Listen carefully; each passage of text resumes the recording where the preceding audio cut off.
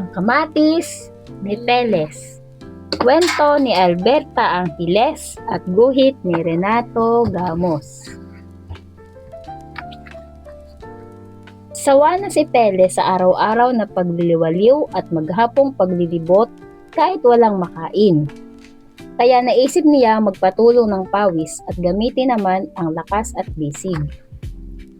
Napadaan siya sa bukid ni Hugong Langgam at humanga siya sa ganda ng tanim na halaman. "Ang ganda ng mga tanim mo," bati niya kay Hugo. "Ano ba ang iyong sekreto?" "Wala akong sekreto," sabi ni Hugo, "kundi sipag, tiyaga at konting banat ng buto." "Ganun lang?" tanong ni Teles, at nang hingi siya ng mga buto ng kamatis para masubukan naman ang maghalaman at bilang pagbagong buhay.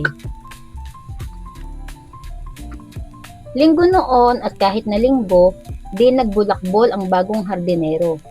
Linggo noon at kahit linggo, pagbubungkal at pagtatanim ang inasikaso.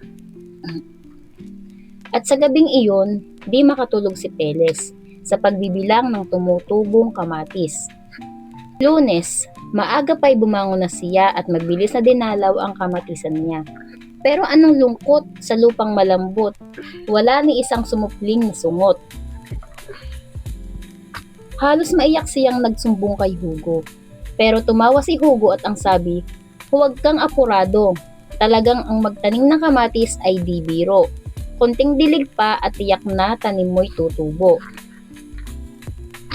Martes, matapos magdilig si Teles, maghapon siyang nagbantay sa tanim na kamatis.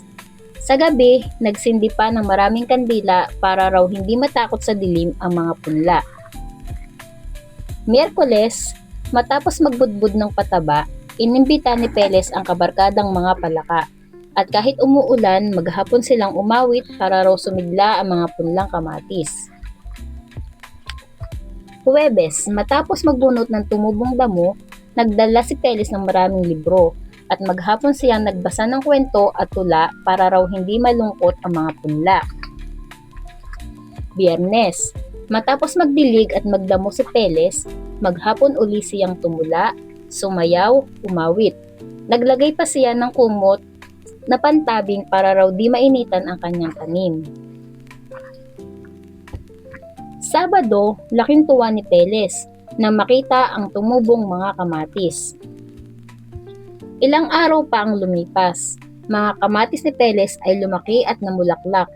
"Pare, ang lulusog ng kamatis mo," ang bati kay Teles nang dumalaw na si Hugo. "Oo nga," sabi ni Teles na balot ng kumot. "Pero sakit at ubo naman ang aking inabot." "Sa umpisa lang yan, pare," sabi ni Hugo, at naiwan si Teles na uubo-ubo. Pero masayang hinahagod ng titig ang lumalaking mga bunga ng kamatis. At dito natatapos ang kwento.